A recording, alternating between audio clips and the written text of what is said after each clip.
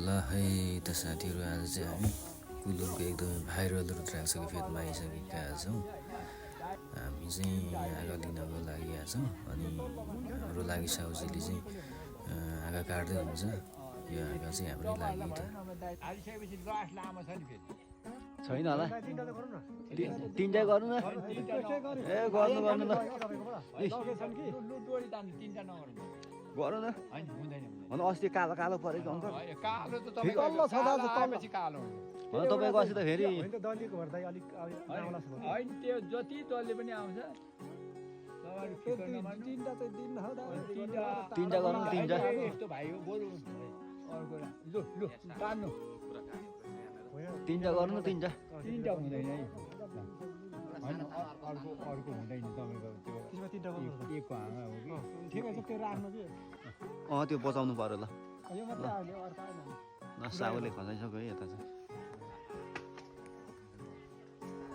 एकमा चाहिँ यो सियाङले काट्यो क्या, सानो चाहिँ काट्यो, काट्न खोजेको काटियो।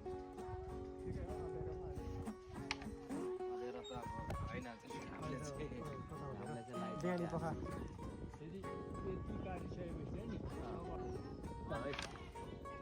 होइन अलिक कतिले हाल्नुपर्छ है।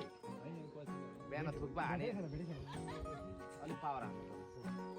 स्याप अलिकति लाउनु है। ए बटारी एक रहेछ मानव सर, उतापट्टिबाट उतापट्टि अनि जता बटाले पनि काट्नु। लु त तान्नु त, लु त साउ। त्यो अघिको पो झरेन त हौ। अहिलेको कहाँनिर अर्कै छ अहिलेको अहिलेको ए यो यो यो म तानिदिन्छु। यसले तान्नु त भाइ।